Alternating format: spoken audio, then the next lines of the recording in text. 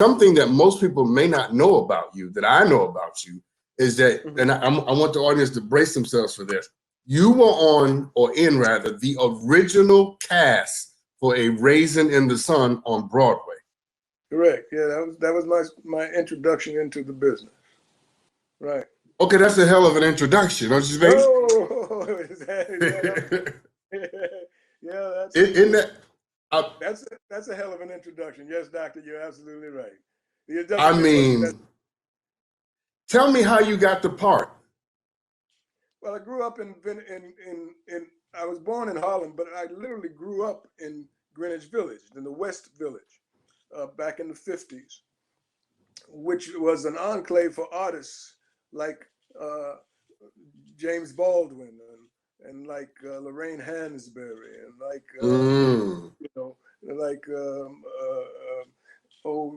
Jack Klugman and Brett Sutton, and all of these people were peers of my mother. These were my mother's peers, her friends. Okay. I will. They were all a unique group of intellectuals and artists who were discussing the matters of the world, so to speak. And out of this came Lorraine Hansberry, who was a dear friend and a neighbor. And Mr. Thurman, can you move closer to the mic? Just move closer to the computer. There you go. Keep going. So her being a friend of my mother, she's literally said, Lena, with my mother's name, I've written a part. There's a part for a little boy in this play that I'm doing, and they're talking about producing it.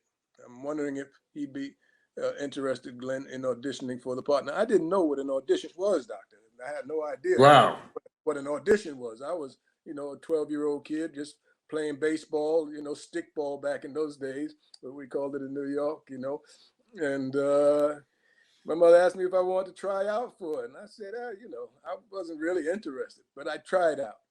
And I auditioned and I had no idea what those other little kids were there for. There was a bunch of little colored boys in the hall waiting to go in. And I thought, well, this is my part. So what are y'all doing here? Now, was this the first time you ever tried acting? Yes, that's the first time I tried acting. Are you serious? Yeah, no, for real, sir. Seriously. Okay, good. You gotta stop. Because it's blowing my mind. I can't imagine the first time somebody goes to do anything related to acting and you end up getting a part in one of the most iconic plays in the history of theater. Yeah, crazy, right? Yeah. That's destiny, man. Yeah, I guess so. I guess you could call it that. No, it is. I'm telling you, that's destiny. Yeah. Well, there you have it. I wish it would happen to me. You're doing just fine, brother. You doing your part. Absolutely. But that's how I ended up in the play. And it was kismet, Yeah, I have to tell you honestly, that is one of the most amazing beginning stories I've ever heard. I often ask people, how did you get into the business? How did you start? How did you become a part? I have never heard anybody say anything like that before. I just went down and so tell me about Sidney Poitier, Ruby Dee, and Louis Gossett Jr. I had Louis Gossett Jr. on my show a couple of weeks ago, and he is one of the most delightful people I've ever met in my life.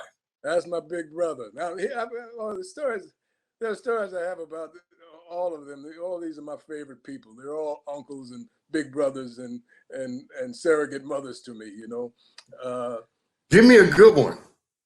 Well, let's go with Louis Gossett. Louis Gossett, when I went to join the company, the cast, I had to leave school.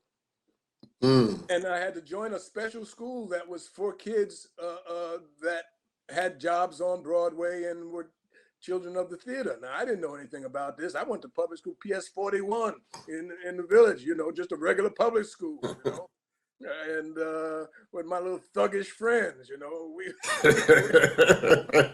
didn't know anything about this showbiz thing.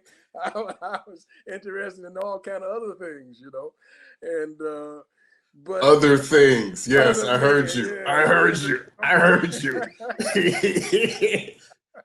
so all of this showbiz was getting in the way, you know. But they said, no, you're going to have to go to a private school, and Mm, this school will allow you to be tutored on the road. Because with Raisin, we went first to Philadelphia, then New Haven, and then Chicago before we came to New mm. York. So I was on the road for 2 months with the play, bringing it in, getting it ready to come to New York.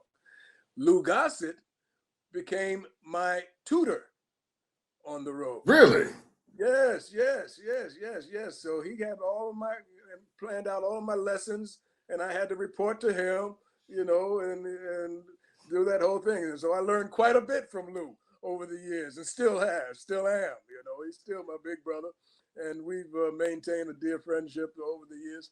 But yes, he was my tutor on the road as we were going from Chicago to or New Haven to New York. But Sidney Poitier, who is, Mm. you know, who is my mentor and man I look up to, and being responsible for how I treat the public, because he was amazing with his grace and charm and patience with the public. Mm.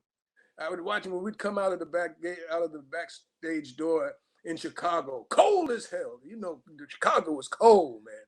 I lived there a number of years, went to So, graduate school there. so you know, I just left there. And It's monkey balls cold. oh, crazy boy. And but he would stand there at that back door, as cold as it was, and sign autographs for everybody out there. You know. Wow. And I learned from that how, you know, it's your public that you owe a certain responsibility to, you know, a Mm. certain kindness to, and that you know, you're not too big to pay attention to anyone who's paid their money to come see you do your thing. You know, Mm. you owe them courtesy at the very least. You know. And so as a 12-year-old, I would watch him do that, you know, because I was ready to get the heck on out of there because it was freezing, you know. But that was an attribute that I adapted and I hopefully have taken with me, that I got from him specifically, you know. And Well, let me, if I may, Mr. Thurman, I'm going to cut in to say this. I can bear witness to what you learned, because when I met you 7 years ago, I could have been a fly on a gnat's butt. I was absolutely nobody. You were there to talk to Jesse Jackson, and I happened to be traveling with him. But your kindness and your generosity and your hospitality, both from you and your wife, even to the point where you extended the ability for me to contact you beyond that lunch, and we had never met before. So let me just say to everybody watching, whatever Sidney Poitier has or had, certainly Glynn Turman has, because I experienced it firsthand. So I need to thank you for that personally, for your kindness. well, thank you for this kind word. I appreciate it. But yeah, I learned quite a deal. It was more than just being in a play that was turned out to be an iconic play on Broadway that did so much for the African Americans in theater. It was Mm. it was who the people were that were involved in that production. All Right, of them, all of them had a caliber about themselves that was extraordinary. And right. I, I benefited from being around such giants.